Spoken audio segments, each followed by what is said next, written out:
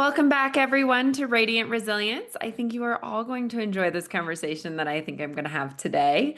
I have with me Dr. Crystal T. Harrell. She is a first generation Yale PhD graduate, best-selling author, TEDx speaker, and CEO of Seven Sisters & Co. LLC. Growing up in public housing as one of 10 siblings, Dr. Crystal transformed adversity into a vision for empowering others. With over a decade of experience as a public health advocate and behavioral science researcher, her work focuses on resilience, emotional well-being, and self-discovery. Dr. Crystal has earned over $670,000 in scholarships, including the prestigious Bill and Melinda Gates Millennium Scholarship and Army ROTC Merit Award. As a U.S. Army Medical Service Officer and holistic health advocate, she is dedicated to promoting community wellness through evidence-based practices and initiatives such as the Student Wellbeing Project. Through her company, writing, and speaking, she inspires individuals to embrace their inner strength, heal from within, and pursue lives of authenticity and abundance. And you can learn more about her website, which will be linked in the show notes. Welcome, Crystal. How are you today? Hi, Tony. I'm well. Thank you so much for having me. Thank you so much for being here. It sounds like you have had a very exciting life and you've done a lot of amazing things. And I think this is so interesting as I'm reading your bio, talking about authenticity. That's been a theme that has popped up in my life a lot lately. I'm really excited to talk about all this stuff. But I'm going to let you share your own personal journey and story and start wherever you feel like you want to start with that. Yeah, so it's beautiful too because like sometimes when I hear my bio, I'm just like, okay, that's one side of it, but there's a totally there's a I guess a lack of a better word would be a shadow side of it that I don't think is celebrated enough, not just from my story, but any story where you have someone who has come from adverse upbringings and have created something new for themselves and something totally abnormal for considering like where they came from. So there's definitely a lot that goes into that. What is not listed on my bio is that a lot of it was spent dealing with things like anxiety, panic Mm. attacks, and complex PTSD because when I was little, I watched my father lose his battle with cancer. And when you're 11, your brain really can't conceptualize Yeah. what's happening. You just see your parent becoming different. Like they change and then one day they're just not there. And so growing up in my household, we never talked about sickness or death or dying or disease. And so that's why I spent most of my academic career, at least, researching because I had a lot of questions and I wanted to know one, what happened with my father? How does disease and how does sickness impact the body and your mood and your behavior? And also, what was going on with me? Because now, where I was this happy, open child, now I'm dealing with things that I don't really understand. Like my body is not normal. I could feel that something was off with me. And it was during my first year in grad school when I was studying human development and family studies. I took a child development course. And that's when I learned about the impact of childhood trauma on adult mental health. And it was as if like my world had opened up because finally, like I was discovering truth. I was getting the answers Mhm. to a lot of the questions that I had. So going through school and spending so much time in school really gave me the answers that I needed. Granted, I probably could have found them in a different way, but I love learning. I love being in the classroom. And so that's like the beginning stages. Like growing up one of 10 was exciting. It was great. And experiencing something traumatic, like the death of my father, changed that trajectory. And that's what pushed me to want to study what I was studying and want to go to school because I had a lot of questions. And then it's been a year and a half since graduation, and there's just been this whole other death and rebirth tower moment that I'm now finding myself as a woman now. Like now I'm navigating womanhood and career, and it's exciting now to think about, but it's like it doesn't feel that exciting when you're in the middle of it. So that's Yeah. yeah. It's always hard. I feel like I hate the hindsight's always 2020 and stuff like that. And it is hard when we're going through hard things and stuff to, I don't know, when you're in the midst of it, it's so hard. And then when Mm, you get out of it and you look back, you're like, oh, that's why I went through that, or that's what I mm, learned, or these were the positive things I got out of it. But when you're in the deepest, darkest trenches of it, it's hard to recognize that yeah. kind of stuff until later. Yeah. I was listening to a seminar about this. The speaker was talking about with the promise, like the vision that you have for your life. Like in my case, it was to go to school. There's always a process. And so the promise comes with the process. And what the process does is prepare you for the future that you're stepping into. So I don't think that the process is really discussed a lot. That's why I love podcasts Yeah. like yours, because it's like speakers, like the people get to sit down and talk about the process, and that provides more clarity. Yeah, because we do always talk about it after the fact a lot more. Mm, And some of the conversations I've had on here have been people that are in it, like in it mm, and still struggling with it. And I think there's a lot out there of the people talking about it after the fact. yes, But it's also a very hard thing to do, and you have to be vulnerable. And that's a lot to ask somebody to it share their dark moments while they're living it because they don't want to. It's hard. And I mm. get that. I 100% agree. And I also thought about this because I was like, you know what? Like, people don't really talk about what they went through because they probably try to forget it. I'm also, like I Mhm. said, in the middle of a transformation. So it's just, once I'm on the other side of this, I don't know if I'm going to be tapping into this energy to try to like relive it Mhm. and speak about it. So that's why I love that, you get to do podcasts to speak about it when you're in it. I feel it's easier that way than to be Yeah. on the other side of it. And you're just like, oh, yeah, because you forget. You really do. Yeah. Yeah. Yeah. You start to heal from it and you do forget Mm. some of the worst moments for sure. I've heard that it says on your bio that you're a best-selling author. I've heard that people writing books about their experiences and I guess like biography type situations and memoirs, that that is a very therapeutic experience for some people. Oh, yeah. Yeah. It Because was the hardest thing I've ever done. yeah. So tell me about your book then. What kind of a book did you write and was it about your life? In a way, the purpose of the name of the book is Crystal Clear, A Journey of Self-Discovery. And it came about because when I was going through school, like going through graduate school, like I said, I came from a very disadvantaged. I grew up in public housing. I came from a very small rural town in southern Alabama. There isn't much there.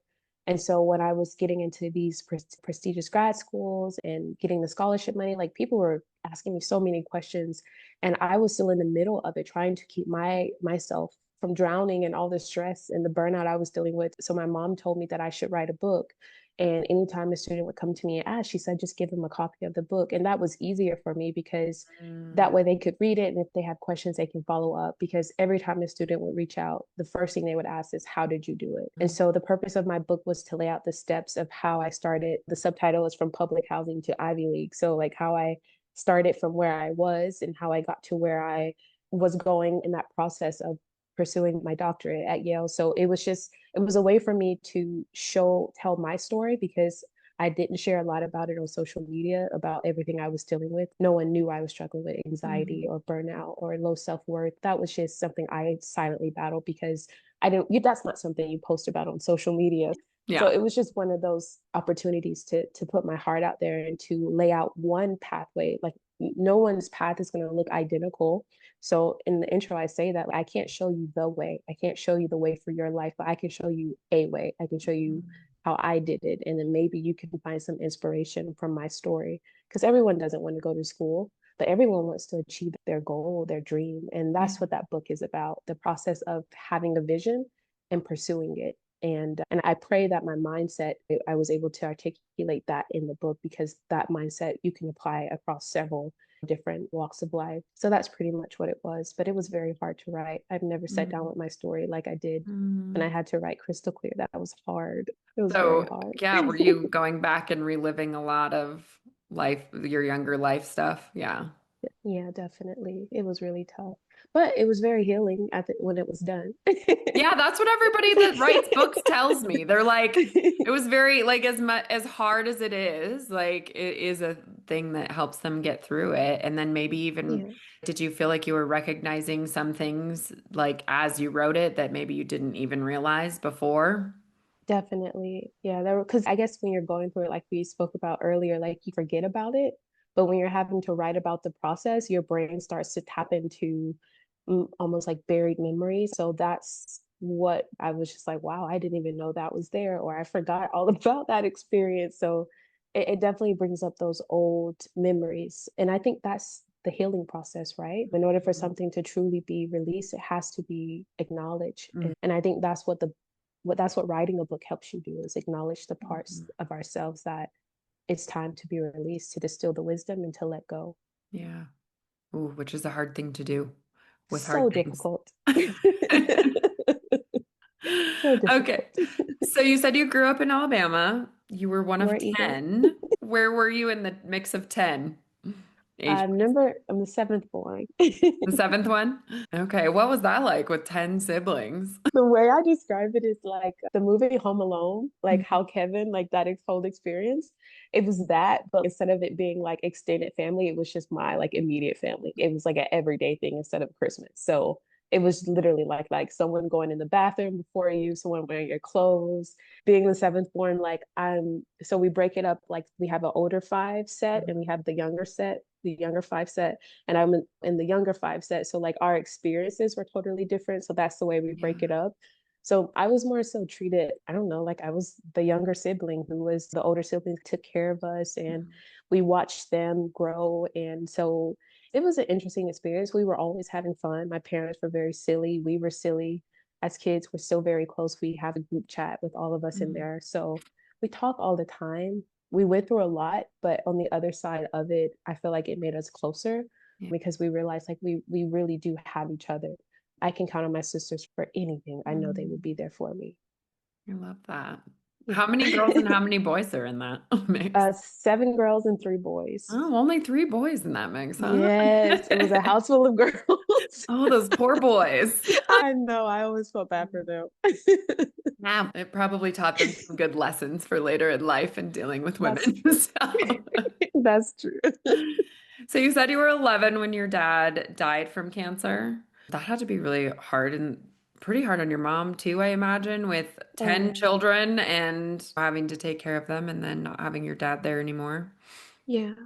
It was almost like losing two parents because when my dad died, my mom now had to become this hyper masculine woman who was Mm, working multiple jobs with a high school diploma, trying to care for the rest of us who were left in the house. At the time, it was around six of us left. We were still a very young family when my dad passed away. So my mom really, I don't even think she knew how to grieve mm, properly because she had to be strong for yeah. us. So I never saw my mom cry ever. And so for me, because I was watching her, I didn't know how to grieve. So I'm just now grieving. Like I Oh, probably started grieving like at 26. I'm 30 now. So for the past 4 years, I've been grieving and releasing. And it takes time to do, especially when hmm. certain things have been bottled up. And I can see what my mom, when I speak to her about it, there are still things that she's processing as well because she didn't have Mhm. that chance to do it when we were younger because she had to work and Yeah. provide for us. And so it was definitely the hardest thing that happened to us.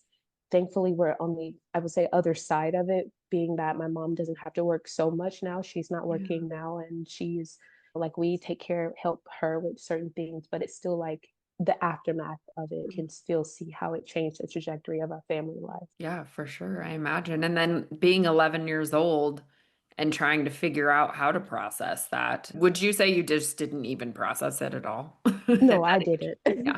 Well, Yeah. and that was the anxiety, right? That was the panic attacks that started happening. That was 2018, literally the worst emotionally, mentally like year of my life. Like I was not in a good place. It was probably the darkest part of my life. But that is what set me on this spiritual path of wanting to know, is it possible to heal?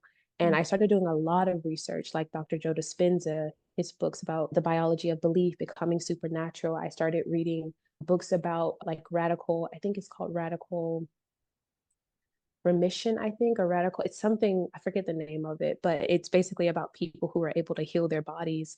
And it's just, I believe that we were able to heal because of what I was reading, but I still had to go through that healing Yeah. process on my own. Yeah. And I don't have panic attacks anymore. I don't have Mm, anxiety anymore. I'm still dealing with, like I said, the aftermath, like PTSD, like that still comes up. Like I'm still triggered by certain things, but I'm aware of it. And it's almost like you're still like on this process of letting go or releasing. But it makes it easier now that I don't have to look over my shoulder all the time and live in survival. But yeah, it's a long process. But yeah. So did the panic attacks and anxiety attacks and stuff start shortly after your dad died then and all through your teen yes, years? It started the same year he died. I had my first one. I didn't know what it was. No one knows when you're 11, you don't know what a panic attack Right. is. So I just remember after my dad died, we moved about 6 times. And so when he died, my mom let go of the house we were living in and she moved into the house, the trailer that she bought for my grandmother before my grandmother died 4 years prior. And so we moved to this even more rural town. I had to change schools. So now I'm like my whole environment changed, including the internal environment. And I was at this new school. I didn't know anyone. And I'm sitting in breakfast. And that morning we had biscuits and gravy. And I remember that because I hated biscuits and gravy. Oh, really? Yes, it was my least favorite meal because it was the white gravy. I like brown. It was just a whole thing. Mm, Like I was that's just like, so. I hate biscuits and gravy. And I'm just staring at it and I'm starving, but I'm just looking at it like I can't eat this. And then all of a sudden I start hyperventilating and I'm just like, what the heck is happening? And I like the more I like tried to figure out what was happening, the heavier my breathing became. And then I had to go to the nurse's office. It was just like, it was really embarrassing for one. And then for two, like I said, I didn't find out they were panic attacks until I got to college. Oh, So I wow. would say from age 11 to until 18, 19, I was having them back to back, not knowing what they were. Oh, wow. And yeah, it was really scary. It was very scary. How often were you having them? Like in a year? Probably a couple a year. They always happened when I was in school, like a Mm, school classroom setting. I think it's just like the overwhelm wanting to yeah. get things right, not wanting to, it was a lot of pressure in school to perform. And I would say they probably happen a couple, I probably have 2 or 3 a semester. Oh, wow. Yeah. Yeah, it was intense. Like I said, I wouldn't wish that on anyone.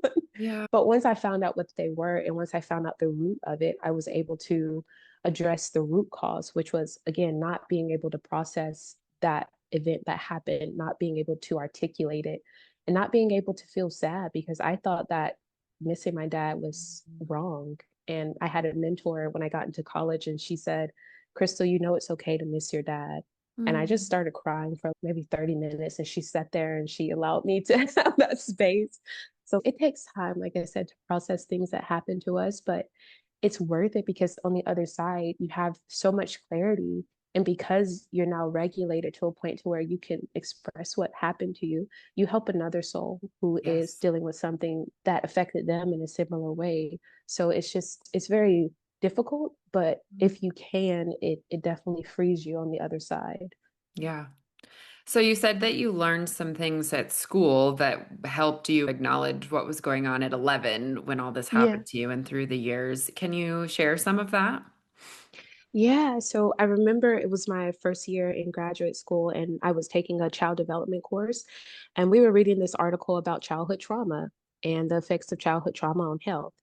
And I was just reading along, and then it talked about at the end, you read the summary and stuff, and it basically said that when a child experiences something traumatic in their formative years and it's not fully processed during that time, it ends up manifesting into adult mental health illnesses like anxiety, depression. And the last thing on the list was panic attacks. And Oh, I just had this moment where like the world like zoomed out. And I was just like, this is it. This is exactly what's going on with me. And so, like I said, like once I got awareness, I was able to process it at a different on a different level, maybe because I was able to articulate again what was happening internally.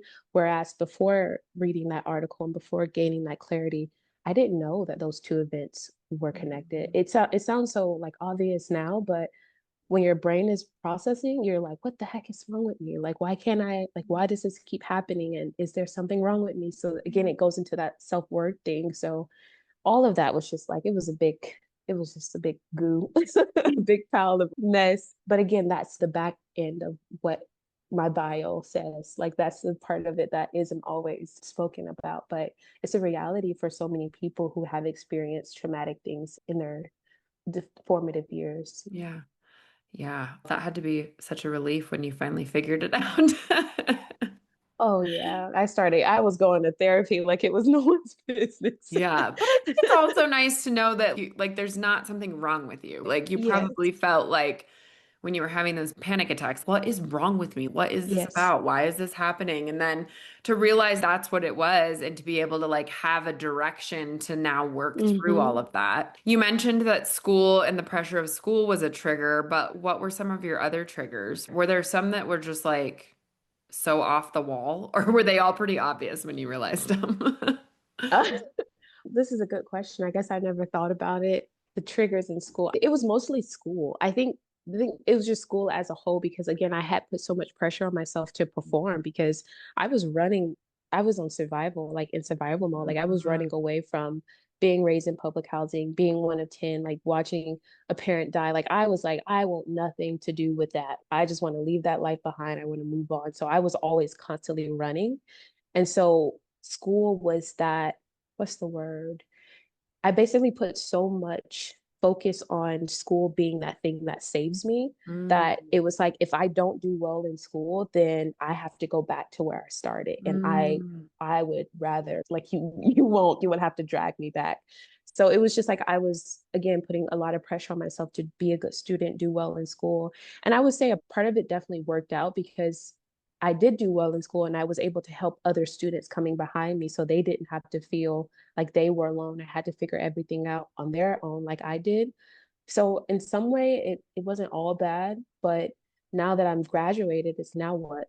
So mm, again, like this past year and a half, I've been going through this huge death and rebirth tower moment. Like now it's a redo, it's a transformation of my own identity, not as a student, but as a woman, as someone who is standing in her truth and is able to articulate everything that happened. And it's almost like I'm talking about a different person, to be honest, mm. but I still have so much care for that person because that's who I needed to be, to Yeah. become in order for this woman to be. So it's everything is tied together in some divine way. And I don't fully understand yet, but I just see the synchronicities and the Yeah. and I just follow the signs and try to keep walking in that direction. Yeah. Can you talk about living in public housing? What exactly that means when you say that and what that looked like? Yeah. Yeah, so basically both my parents, their income was below the poverty level. Mm, And so because there were so many of us, like there were 10 of us, like even my parents' combined income wasn't enough to cover housing expensive living costs, food even. We were on, what is it called? Not WIC. I think it's WIC. Is that what it is? Like I when think you so. yeah, it was that program. And so we were basically living in subsidized housing to where my parents were paying way less than the average like rent or mortgage because they didn't have it. And so growing up in public housing was interesting because I didn't know what public housing was. I got my parents didn't say, "Hey, we live in public housing." It was just Yeah. like we were just living there. And I could tell that my living conditions were very different than my peers when I would go over their house and I would see how they were living. Like they had moms who were present, who was there when they got home from school. They had their own room, which was like my dream as a child. I was Mm, like, I want my own room. I want to decorate it. My color scheme was going to be mm, pink and green. Like I had the whole thing planned out. And like I could just see the difference. And I always yeah. wondered why our living conditions was the way that it was when I would go to my friend's house who lived across the street. They had a totally different experience than I did. Mm, And so that kind of got my curiosity going, I guess, to see like why was our situation so different. And I would go to my dad and I would say, why are we poor? And he would say, we're not poor.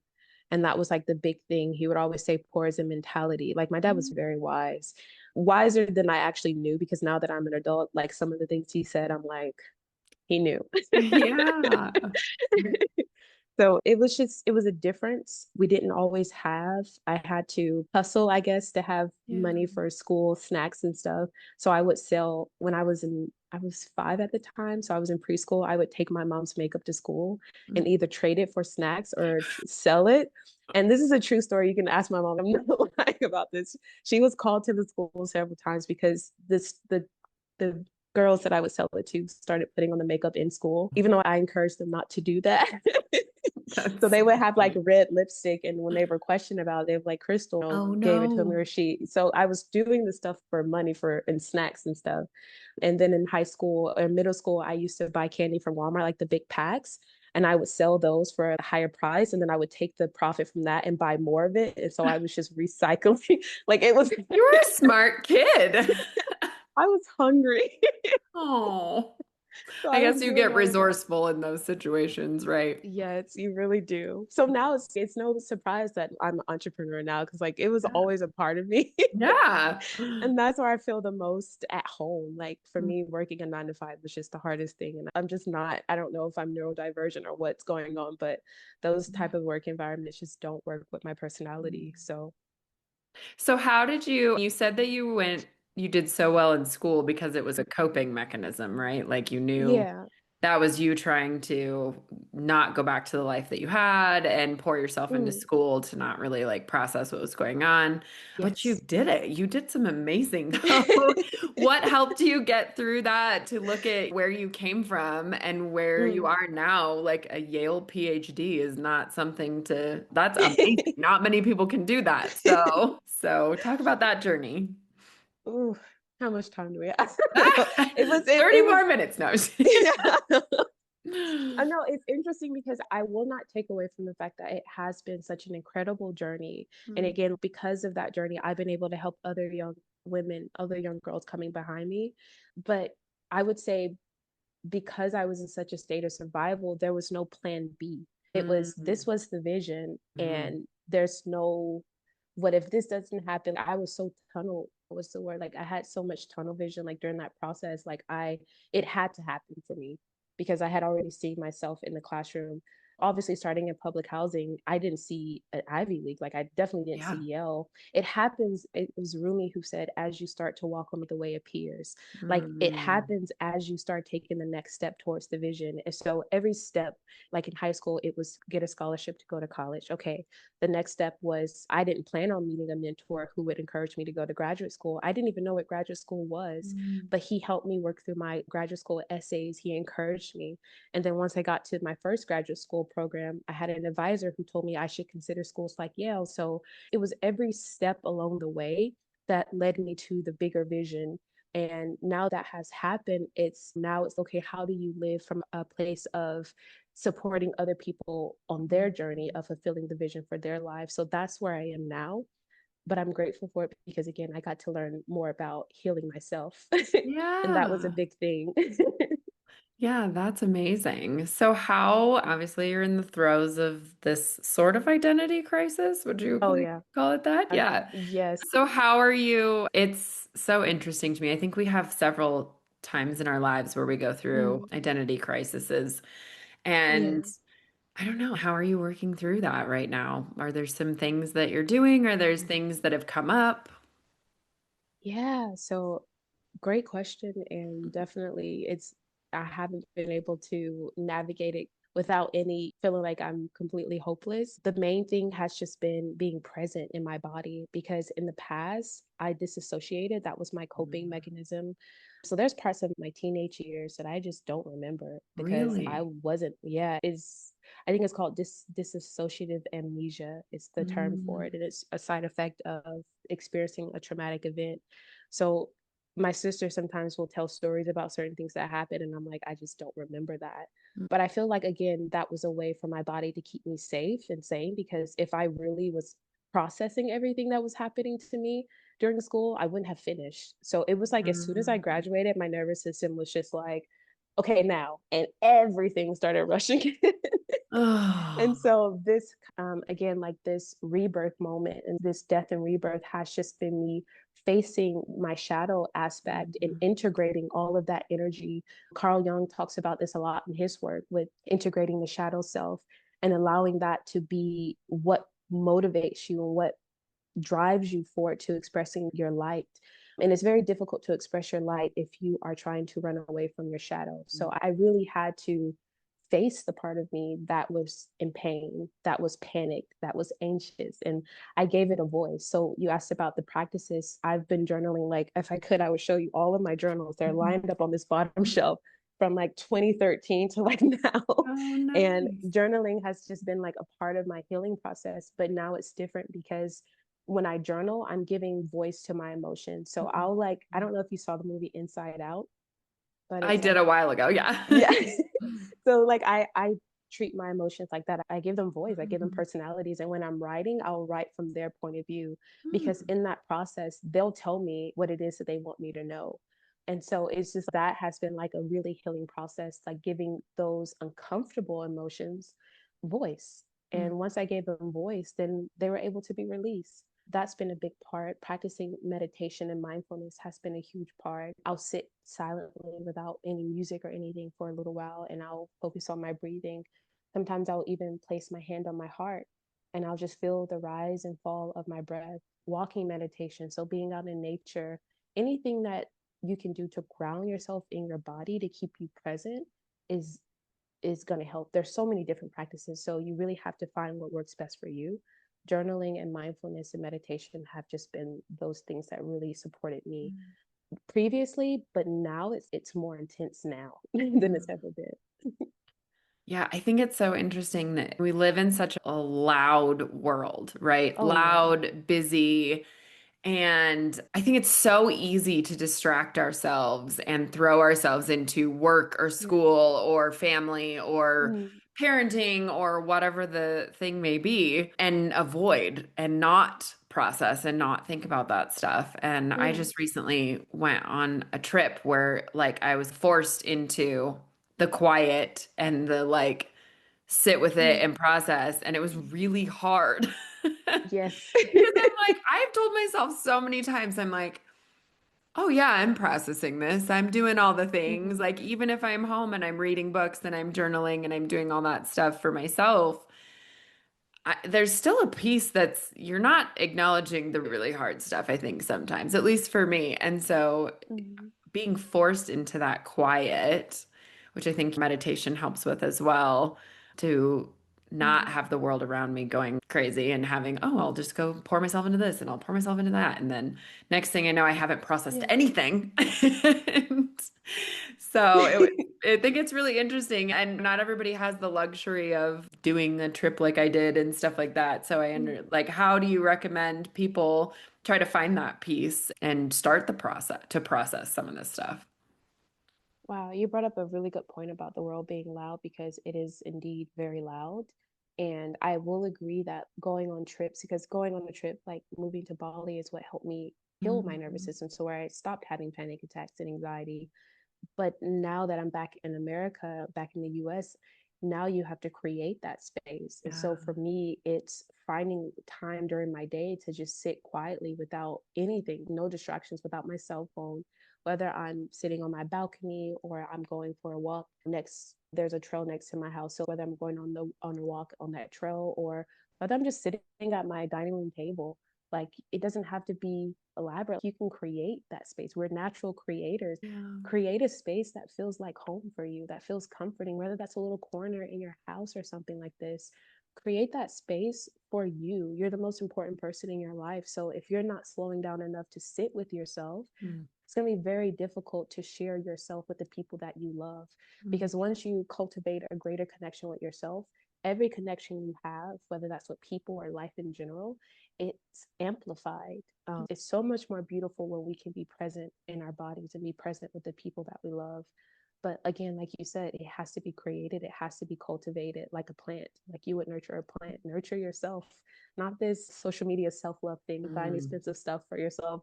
That stuff is nice, but you don't have to do all that. You can Yeah. just sit with yourself, treat yourself like I nurture my inner child. So I call it like an inner child healing process that I've been going on for the past couple of years. And I treat myself like I would a child. I don't have any children yet, but I know how I wanted to be treated as a child. So Mm. I start treating myself as that. Yeah, that's good. Talk to me about your approach on holistic health. Ooh, okay. So holistic health to me is basically health in all areas of life. So, whether that's mental, emotional, spiritual, and physical. I think sometimes when we talk about health, we're only focused on what we can see, our physical. But a lot of the times, people can be physically healthy, but emotionally or spiritually unhealthy. And that's how I lived for many years. So, holistic health to me is bringing everything back into harmony. And it's not impossible because that's the way our bodies naturally are. Our bodies naturally heal. When you cut yourself, Yeah. the healing process is initiated. When you have an emotional wound, the healing process is initiated, but we have so many things in the way. There's a book I read called Slow Medicine by Dr. Victoria Sweet. And she talked about how her patients experience the best healing through slow medicine, Mm. slowly healing. And what she did as a physician was get all of the things that was in the way of, maybe there's an open wound on their thigh or something. She would keep things out of that wound so it could heal properly. And I think emotional health and holistic health is just that. Keeping the blocks that come up, like you said, like wanting to be distracted, that's a block. If you Mhm. can't sit with your emotions long enough to process them, they're going to stay stuck. And again, Yeah. I experienced that for so many years. So holistic health is allowing yourself to be what it is, holistically healthy and Yeah. mind, body, and spirit. Yeah. And you're doing some work with that right now? Yeah, so one of it is doing it with the student well-being project. Mm. So my first job was actually as a tutor, math and science tutor. So when I was in high school, 16, 17, I used to work with elementary school students. I used to mentor like elementary school students, young girls as well. So I've always been a coach, academic coach, success coach. And in 2019, I ended up getting certified by the National Tutoring Association when I was at George Washington. So it's something I've always done. But as I worked with hundreds of students, I started seeing that they're not struggling academically, like only. That's not the only thing they're struggling with. They're struggling emotionally. They're Yeah. dealing with the same things I was dealing with: stress, burnout, overwhelm. So having a holistic student experience means helping students not only succeed academically, but also feel like they have a sense of emotional support as well, so Mm. that they can show up for themselves and they can show up for the goal that they're setting for themselves, because school is just one part of the process. It's not your life's work. Yeah. It's a stepping stone. And I think students put so much pressure on themselves because they don't see the next part of it. And so, what I do as a holistic student success coach is I help them see that they're much more than their degree, that their Mm. degree is just a tool to help them do the real meaningful work, which is showing up for their communities and creating solutions for problems that we're dealing with, whether that's in public health or in engineering or whatever field they're in. It's all the same. It's just, how are you using your education, your training, your talent, your gifts, your passion to help the next person? Mm. Because everything else dies when you do. We don't have forever Mm. here. So it's best to focus on what we're actually leaving behind. And hopefully that's, as cliche as it sounds, a better world, because Yeah. God knows we need it. Yeah. Yes, we do. And that's all part of educating the next generation, right? I don't have kids, but I'm not one of those people that I don't have kids, so I don't want to pay Yeah, taxes for schools and things like that. I'm like, yeah, we're all going to be affected by that at some point. yeah, So yeah, it is good for the next generations to get more and more educated. And as we learn more things too, to pass that on to the younger generations too. yeah, of course. Because our we don't like our youth, I feel like, because they're dealing with the most and they're going through the biggest, like emerging adults have the biggest transformation of any group. Mm. Like they are dealing with, they're leaving home, they're going to school or getting married or starting, they're doing so many things that are just very pivotal, like life transitions, like moments. And they need a lot of help. And they don't have that right now. Yeah. And I think just being honest about the fact that they're the future, truly, they really are. And if we have adults that are disconnected, or we have young adults who are emotionally unregulated or dysregulated or just like dealing with so much, then that is the future we're creating. Mm. Yeah. And it's just the truth. Yeah. What is the Seven Sisters and Co? Tell me about that. Yeah, so that's a holistic health and beauty company that I started Okay. with my six other sisters. Oh, So yeah, wow. so Seven Sisters is the name we gave it to basically recognize our family legacy. And it's basically my older sister. She's been a licensed master cosmetologist and esthetician for the past 20 years. She's a celebrity stylist, so she works with a lot of NFL players, a lot of athletes, and she has been helping them with the health of their hair and skin for a long time.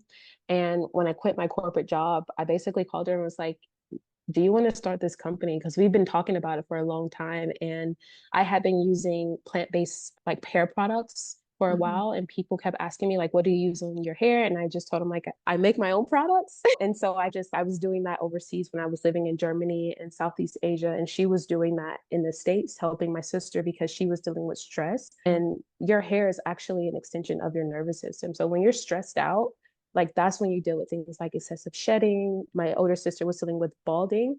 And so my other sister, Shanika, she created this herbal infused hair oil. And my sister's, the bald spot actually just disappeared within a matter of weeks. Mm. And so we just brought that together. So she does the formulations and she focused on making sure our products are clean, making sure our products are remain, I guess like they're made with a lot of integrity. So we don't use chemicals or anything like that. No toxic chemicals or products like this. And I do the public health research part. So I look at the larger impact that this has. And so now we're creating a community of women who are celebrating their natural beauty and celebrating Mm. holistic beauty, because I feel like the health and beauty space has definitely pushed an image that was modified or altered. And we're naturally beautiful as we are. It's just Mm. celebrating what we look like, celebrating our uniqueness. And that's the background of Seven Sisters and Co. Hopefully, we are pushing it. We just hit 1 year, so it's been a journey. Yeah, the But first hopefully year of that's, running a business, there's so much to learn, right? oh my gosh, it's so And much. I imagine the cosmetic industry is just wild to be a part of. It is, because it's like the Wild West. Like it's like everyone is just shooting. You have to just stay in your lane at the end of the day. And we have companies that are very similar to what we're building, like Shea Moistures or Carol's Daughter. There's a lot of companies who are established who are doing what it is that we wish to do, and we just Yeah. model that. But their company will never operate the way that ours operate, because our company is completely different. It's a totally Mhm. different starting point. Like it's totally different. So you building a company, I believe Tony Robbins says this a lot, but he's entrepreneurship is spiritual. Business, being in business is very spiritual, because you have to face so many things about yourself as a leader, as a Yeah. business owner, that you may not have had to face had you not gone into this field. So I hired a business coach to help us build it, because Nice. I don't want to do this alone. I've had Yeah. a coach for writing a book, writing my dissertation, and I'm like, we're going to do this now. So it's an investment, but it's for the future of this company. And business is no joke. It is not for the faint of heart. Like it is hard work and yeah, it not everybody can do it. Yeah. That's why a lot of businesses fail. Yeah, I definitely agree. It is hard to tell like whether you'll be successful in it or not, but I would just encourage you to try, because if you don't try, you'll never know. Yeah. Because a 9 to 5 job will be there whenever you have done it. Like they will always be there. These systems will always be open to welcoming you in there, and to using you to support their vision. Yeah. So I just say do something for yourself. Try. You never know unless you try. And if it doesn't work for a year, if it fails, then at least you have data. At least you know Yeah. now what works. But working a 9 to 5 is hard. Building a business is hard. It's like you got to choose your hard. Yeah. Yeah. And like you said, the Yeah, 9 to 5 will always be there. So there's always, always. and I think it's really cool too. Like we live in America where we have those opportunities. Give it a try. See if, because you can, even just because you can. Yeah. Yeah. Look at all these 17-year-olds who build like multi-million-dollar companies from their Yeah. bedroom. You don't have to be a genius. Just be persistent. Just be willing to learn. Be And open work to hard. learning. Yeah, definitely. But I feel like if it's something that you love, you're naturally going to show up for it Mhm. every day. That's true. If you're doing it for the money, it's going to be very difficult to sustain it. Yeah. Yeah. We all kind of work for the money part of it, but if you have a passion Yeah, behind it, that definitely makes a difference. true. That's really Yeah. cool. And how fun that you're doing it with all your sisters. Oh yeah, every business call is amazing. We are so silly. We have a lot of fun. Oh, I love that. Are you in the mix of the sisters? Where are you age-wise? There's one more beneath me. So Okay. I just turned 30 this year. And Okay. we have a 20, how old is Rachel? I want to say she's 26. There's so many of I forget our Yeah. ages. Yeah. I know that's once you hit a certain age, it's just how old am I? Yeah, I stopped counting after 21. When I was old enough to buy wine, I was like, that's the most important thing. No more milestones. That was it. No, that was pretty much it. 30 has been interesting because of the changes. Like I heard that when you turn 30, something just clicks inside of you. And I feel like I became more grounded in myself as a woman. I feel more like myself than I ever have. Like Mm. 30 feels so freaking good. I love it here so much. But Yeah. it's also, I don't think about, oh, I'm 30. I don't, it's not something that I live behind, but it's also like I am aware of the journey and the process that it took to get to this Mm. mindset and to get to this age, because not everyone makes it to 30.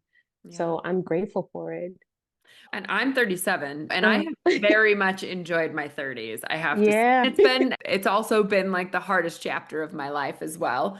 Yeah. But at the same time, I don't know, just the self-awareness and just the things that you learn versus your teen. Obviously, your teen years, that's just hard in general. And there's Yes. so much like physical changes happening that you're trying Hmm. to figure out and you can't and navigate the hormones and all that stuff. And then Yeah. high school and all the challenges that brings. And then you hit your 20s and you're like supposed to be an adult, but like you still have You don't zero feel life like it. experience. And I just don't feel like I feel like I was just like feel like I had a lot more confidence in who I Mm, was in my 20s because I think I just didn't really have the self-awareness either. So I was yeah. just like, I don't know. I was just living Yeah. life and not questioning any of it.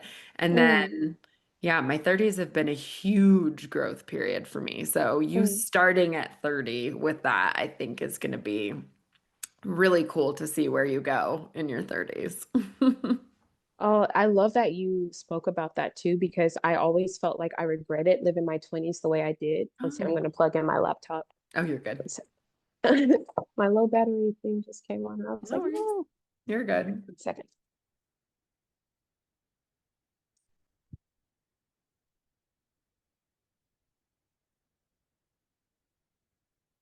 Okay. Yeah.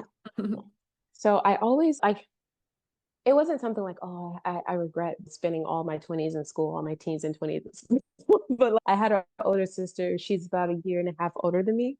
And she enjoyed her late teens and her 20s, and she was just doing her thing and just having fun. And I always felt like I put so much pressure on myself to Mm. perform again. And so my 20s were spent really staying disciplined. Like I never went out. I was very focused on making sure that by the time before I reached 30, that I finished school with my doctorate. That was my dream of getting my doctorate before 30. I got it at 29. So it was just like, Wow. okay, barely made it. But Yeah. like that was the thing. And it was just like now that I'm 30, I'm like, now this is my time to enjoy. This is my Yeah. time to give my younger self what she should have had, which is joy. And I had left that part out. And so now I guess that's why dirty feels so good, because it's just I'm not resisting joy and pleasure and enjoyment anymore. And I think that's why I have less tolerance for situations that don't honor my joy.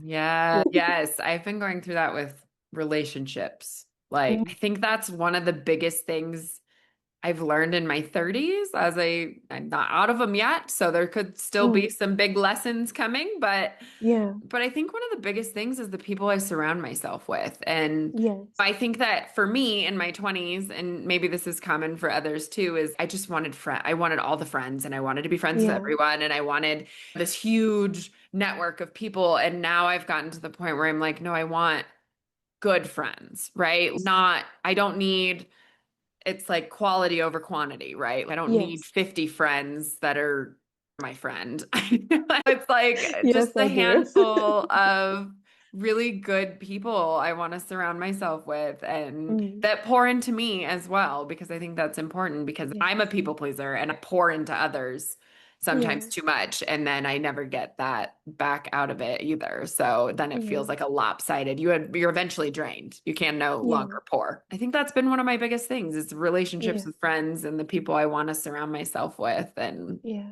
recognizing the good people in my life. Yes. That's a beautiful realization as well, because like you said, quality is way better than quantity. Yeah. Yeah, but I didn't think that. In high school, Yeah. you're like, "Oh, I want to be the popular one." Yeah. And that sticks with you Yeah.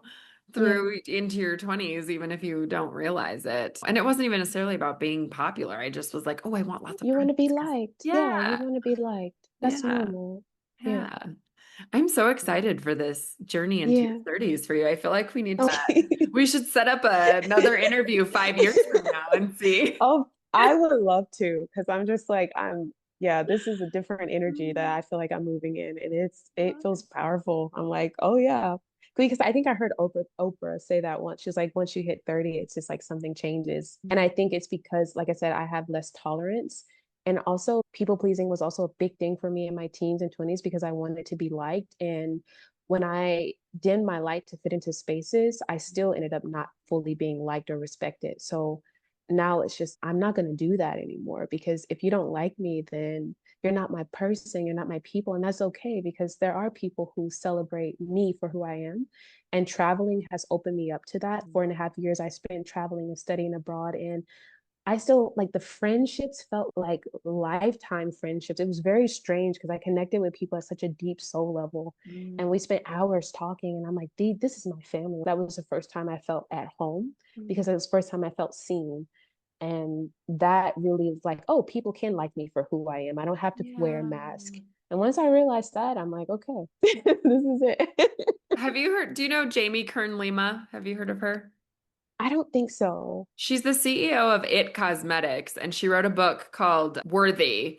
But I went to an Mm, event where she spoke, and her whole thing was about hiding in plain sight, was like, mhm. and that's what I'm thinking of as you're talking about dimming your light and stuff like that. Like you, just to make the others around you feel more comfortable or whatever, you should surround yourself with Yeah. people that don't force you to do that.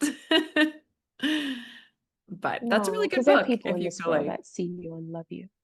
Yeah, yeah. I'm gonna get it. Actually, when you said, I was like making a mental note. Yeah, it's a great I book now that I'm about done school, I self-worth. can sit down. Yeah. Okay, I'm gonna get it. I'll write it down. Sorry, I think my computer started lagging for some reason. Oh, no worries. Do we need to give it a minute? See if it catches back up. Yeah, yeah, I think there's a lag for sure. Okay. Okay. How do Should I we? stop my video? I don't know, maybe. Okay, maybe is this a little better? I think I may have to stop my video for a second. Oh, yeah, that's fine. Can you hear me okay? Yes, I can. But I noticed like after I ask a question, there'll be like a 2, 3 second pause and then you'll respond. So that's why I think I'm Oh, behind. okay. Okay. Does that sound better? Yeah, it does. Okay. Okay. Sorry. I don't know. I think it's like when I plug in my laptop. Oh, no worries. It's all good. Yeah, so we're on this path of self-discovery. Do you have any, are you afraid of the future of that, or are you excited? I'm more so excited because living in survival and living in fear already was such a like it was just a terrible time. Yeah. And I always said if I could create that living in fear, living in survival, then I wonder what I can create in love and living with my heart open. Yes. So this whole death and rebirth that's happened in this past year and a half, this identity change has just been me rebuilding my foundation, not in fear, but now in love. So I'm excited for that because even it's only been, like I said, like a year, I can see the difference. Like now the Mm, opportunities are more so attracted to me.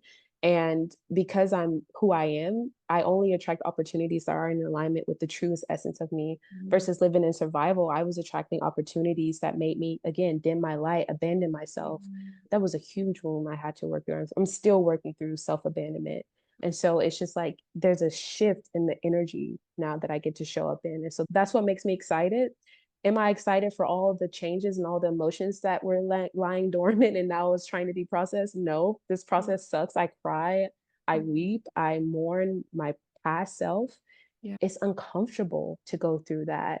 It's very uncomfortable to become something else and to become someone new, but it's worth it because Mhm. now I don't have to hide. And that's the best part.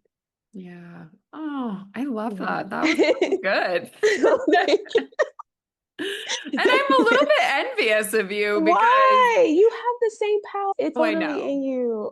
I know, but I wish that I would have figured this all out a little sooner. Like you figuring all this out at 30 years old is amazing because there's just, Trauma. It makes you well, grow up very okay, I fast. don't envy that part. See? That's fair. But I think that is one of the things that it makes me sad about what I'm learning now in my 30s and what I have learned Mm, versus my 20s is I just wish that I would have learned some of this sooner because mm. I could have been working on myself a little bit earlier. But yeah, so I think that's amazing. And I really do. I want to talk to you in 5 years because I think it's going to Yeah. be amazing I what would you've love done. to. I would love to. But this is why we have to show up now as these women and help mentor the Yes. younger women, the younger girls who are growing up Yes. in this new generation. Like this is totally different than what we Yeah, were growing up in. for sure. I have a sister who's your age, so it's just I know like I speak to her a lot and yeah, this is totally different. Like her children growing up in this. So we Yeah. have that obligation to speak about what we know, like you're doing now through your podcast, Yeah. and just to mentor young girls. It doesn't even have to be like big, like just in our community, in our homes, and just let them know that they don't have to live the way that they've been conditioned to live. They have a Yeah. choice. Yeah. Yeah. And they have opportunities and they have, Yeah. yeah, I love that. That's Yeah. so good. Yeah. My dear, you are a beautiful soul. I've really Oh, enjoyed thank you, this Tawny. conversation. Yeah. I enjoyed this too. It's easy Yeah. to speak with you. I love Yeah. this. Same. And so if people want to find your book and all the things, it looks like you have a website. And are you on Mhm. all social media as well? Yes and no. I have a Okay. social media account, but I am not active. That's okay. Good to It's know. yeah, it's noisy, but I'm finding that balance in between consuming and creation. Instagram, you can always find me, but my Instagram link is on my website at crystaltharrell.com. And you'll be able to sign up for my email list. I'll send updates whenever I'm publishing a new book or anything that's coming out in the community. Any opportunity to connect with me, just shoot me an email. I'm here. Yeah.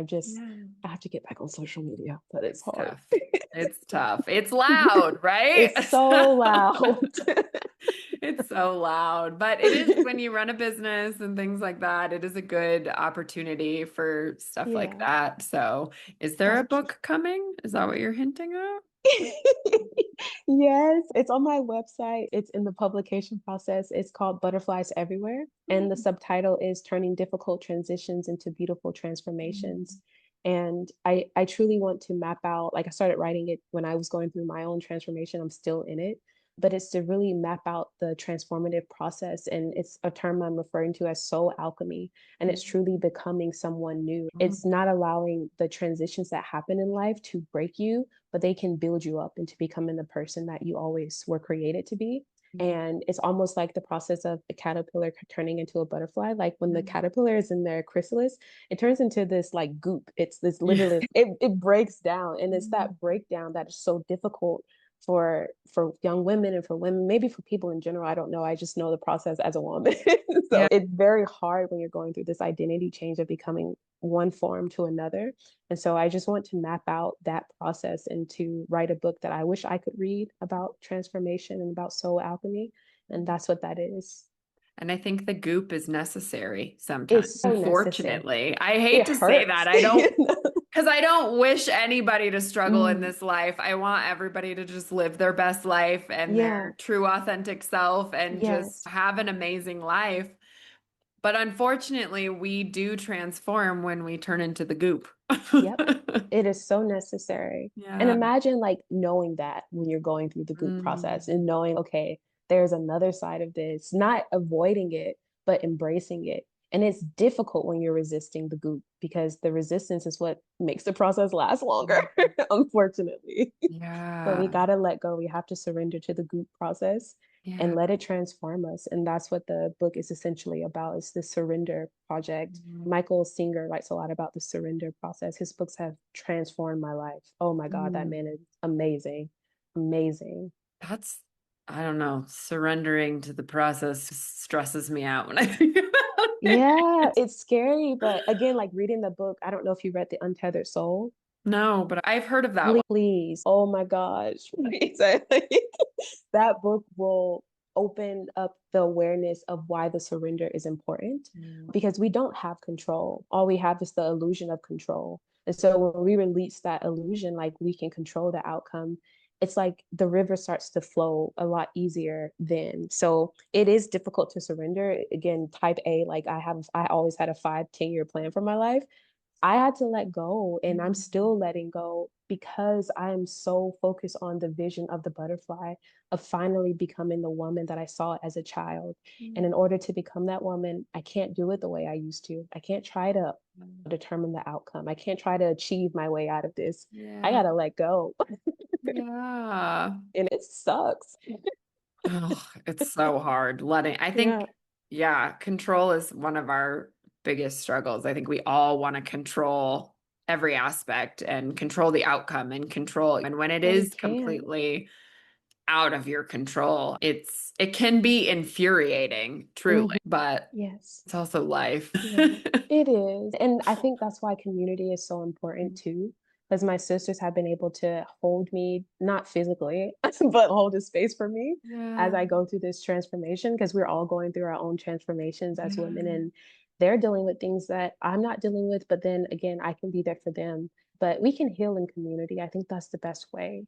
It is. Having compassion for each other. I think Yeah. that's another thing that I learned through some of my struggles is to just Yeah. understand that everybody's journey is different Yes. and I will never fully understand exactly what someone went through or is going through unless I've Yeah. gone through a similar journey. And I think just having compassion for that, that just understanding that Yeah. everybody's journey is different and everybody handles struggles differently and just be there, but also have compassion that people are struggling.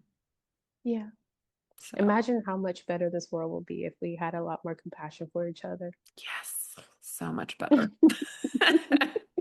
I guess maybe not everybody learns compassion through their struggles. I feel like that was a big one for me, but maybe Mm, not everybody no. gains Yeah, having compassion for the people who don't develop compassion.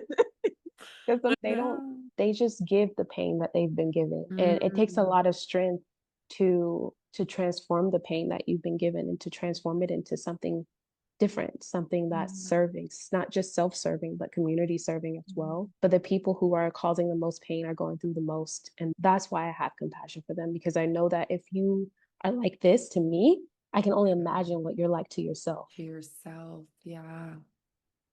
Oh, that's Yeah, tough. it is. The compassion. This world, it's so Yeah. hard, this life we live. And it's different Mhm. than it used to be. It's not just the back when it was like hunter-gatherers and you're just trying Mm. to get food and put a roof over your head. And it's just interesting to see how different our struggles are from Yeah. just the simple human needs that we were trying to do We've years ago. created a lot of systems. We created A lot to help and a lot to hinder too, that right? part. Yeah. Yeah. Because at least we're not dying at 47 anymore or Right. something like that. Like we definitely have created a better future, but I think because this is the world of duality and watching near-death experiences, as strange as it sounds, actually has helped me cope with the duality of this world because it's Interesting. like I don't get attached to this human experience because it is temporary. I show up for it and I play the game and I do what I need to do to become a better human being for myself and for my community. But there'll never be Crystal, another me. I'll never be born to the parents that I was born into, the family I was born into. I'll have to let this go. Yeah. But again, I think about when I leave this place, what am I actually leaving behind? Am I leaving behind more pain and struggle and chaos? Or am I leaving behind something that could help the next soul on their, Mm, because all that is we're here to develop as souls, as human beings having this weird experience. Like we're spiritual before we're physical. yeah. And I'm not religious at all, but I do see the spiritual side of this world. The non-physical impacts our physical at such a great level. And it's through watching those near-death experiences of people who have gone to the other side and come back to tell their story. People who were pronounced clinically dead. This is not Wow. just, oh, one day I died. No, these people were in the operating room dead and was able to tell their story. And the level of awareness that you have when you're on the other side and to be able to come back and share that, that's to me, okay, that's the truth of it to me. Yeah. We don't know until we've done it. And then once Exactly. you've done it, most of the time, you don't come back to talk about it. So, Exactly. So I'm like, I'm gonna learn from the people who are able to do it and come back. yeah. But it's so true. We only Mm, have this one life, this yeah. specific one life. And so Hmm. I was just having this conversation the other day, and I don't know, I have a hard time understanding addiction and stuff like that because I understand that's like numbing and stuff like that, but that's not something I struggle with. And I look at that stuff and I'm like, oh man, but like we talked about earlier, until you feel the feels, you are not going to get on the other side of it and see how beautiful it can be. And when you're avoiding it, like it's coming for you regardless. Yeah. So the avoiding and the numbing, I understand not wanting to feel it. It's scary, it's hard, but like also you only have this one life. So Hmm.